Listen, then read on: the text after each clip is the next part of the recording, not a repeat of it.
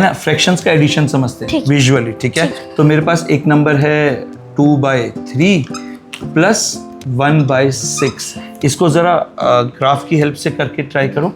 So 2/3 means 2, correct, and this is 3, okay, 2/3 और 1/6 तो 6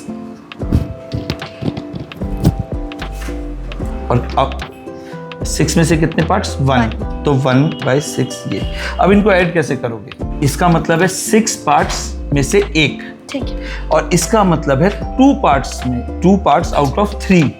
पर ये तो 6 पार्ट्स हैं, हाँ, और ये तो 3 पार्ट्स हैं, तो दोनों सेम नहीं है ना। हाँ, सबसे पहले हमें क्या करना होगा, हमें जो टोटल नंबर ऑफ पार्ट्स है उसको सेम करना पड़ेगा। तो अगर 2 आउट ऑफ 3 है, हाँ, तो हम इसको और कैसे लिख सकते हैं? और या और कैसा हो सकता है? 6 आउट ऑफ 4, 6 आउट ऑफ 4 या 4 आउट ऑफ 6? 4 out of 6। हाँ, तो 4 आउट ऑफ 6 हमने इसको 6 कर लिया, इसको कर लिया 4। ठीक, तो अब ये कितना बन गया?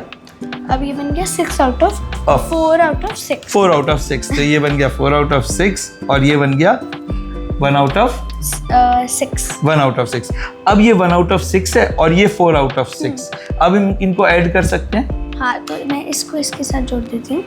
हाँ, क्योंकि टोटल पार्ट्स थे 6, उनमें से पहले 4 थे, अब एक और पार्ट आ गया। जोड़ सकते थे, लेकिन ये सिर्फ एक ही ब्लॉक था, तो इसलिए इजी, हाँ, एक से इजी हो गया, तो इसको करते साइड। तो आंसर क्या बना बेसिकली कि 5 पार्ट्स हुए आउट ऑफ क्या?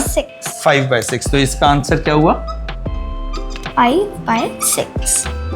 ठीक है, समझ में आ गया? हाँ। इसको देख के तो हमेशा याद रखना कि जब भी हम फ्रैक्शंस या ऐसी कोई भी चीज करते हैं, अगर आप विजुअली करो तो पढ़ाई थोड़ी एक्सपीरियंशियल हो जाती है और हमें समझ में आने लगता है कि कॉन्सेप्ट्स कैसे हैं। अगर आप हमेशा ये क्वेश्चन को सिर्फ एलसीएम लेके जल्दी से करोगे तो आपको एलसीएम लेना तो आ जाएगा, पर आपको ये नहीं पता लगेगा कि एक्चुअली में टुकड़ों में हो क्या रहा है अंदर। ठीक है, तो हमेशा कोशिश करो कि छोटे छोटे पार्ट्स, जैसे हमारे पास ये रॉड्स है, हमने ये रॉड्स यूज कर ली, पर आप ऐसा कुछ भी यूज कर सकते हो, फ्रैक्शन को पेपर भी यूज कर सकते हो, पर कोशिश करो कि प्रैक्टिकली करके देखते हैं कि क्या हो रहा है। ठीक है।